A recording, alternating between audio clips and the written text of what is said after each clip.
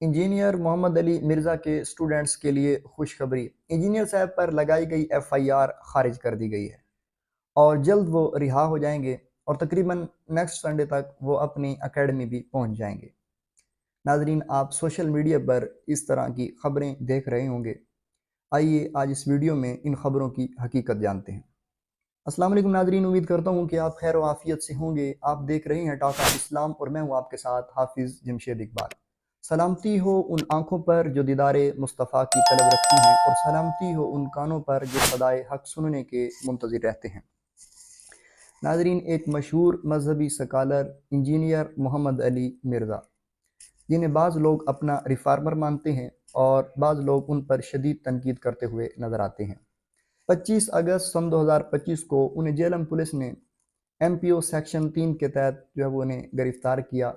बाद अज़ां उन पर एक शहरी की जानिब से FIR 295C के तहत मुकदमे का इंदराज हुआ और फिर कुछ लम्हों के बाद इलेक्ट्रॉनिक क्राइम्स एक्ट के तहत उन पर मुकदमे का इंदराज कर लिया गया। अब जबकि ये खबरें सोशल मीडिया पर चल रही हैं कि उन्हें रिहा कर दिया गया है या उन्हें चंद दिनों के बाद रिहा कर दिया जाएगा, उनकी FIR खारिज कर दी गई है, वो जल्द ही अपनी एकेडमी में पहुंच जाएंगे, तो नाजरीन, इन खबरों की जो है वो कोई हकीकत नहीं है। वो इसलिए कि अभी तक अदालती और हुकूमती ज़राए ने इस बात की कोई तस्दीक नहीं की।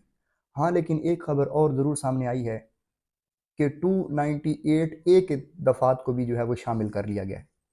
यानी सहाबा और अहले बैत की तौहीन का जो दफ़ात लगाई गई है इन पर। यानी ये जो केस है ये सिर्फ एक FIR तक महदूद नहीं रहा, बल्कि इसमें कई दफ़ात को भी शामिल कर लिया गया है। मोहम्मद अली मिर्ज़ा अभी तक गिरफ़्तार हैं और उनकी एकेडमी भी अभी तक सील है। उनके घर और उनकी एकेडमी के बाहर जो है वो भारी पुलिस की नफरी अभी तक तैनात है। अभी तक अदालत में भी उनकी पेशी की कोई तारीख मुकर्रर नहीं की जा सकी।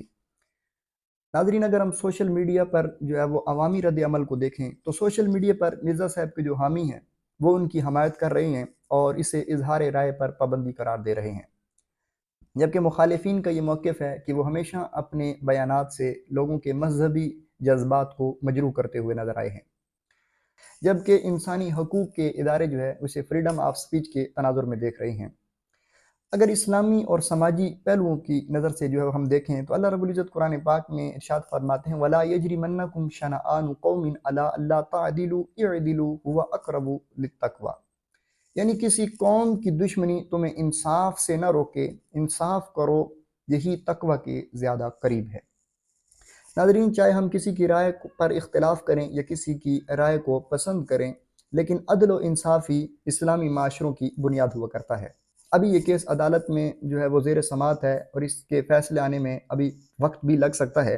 नाज़रीन, ये केस पाकिस्तान में मजहबी आज़ादी इजहार राय और तौहीन रिसालत कानून के इतलाक़ पर एक बड़ी बहस को जन्म दे रहा है। नाज़रीन, आप इंजीनियर मोहम्मद अली मिर्ज़ा के बारे में क्या सोचते हैं कि उनके ख़िलाफ़ ये जो केस किया गया है ये ऐन इंसाफ के मुताबिक है या ये आज़ादी इजहार राय पर कदगन लगाई गई है? आप अपनी कीमती राय का इजहार ज़रूर कीजिएगा।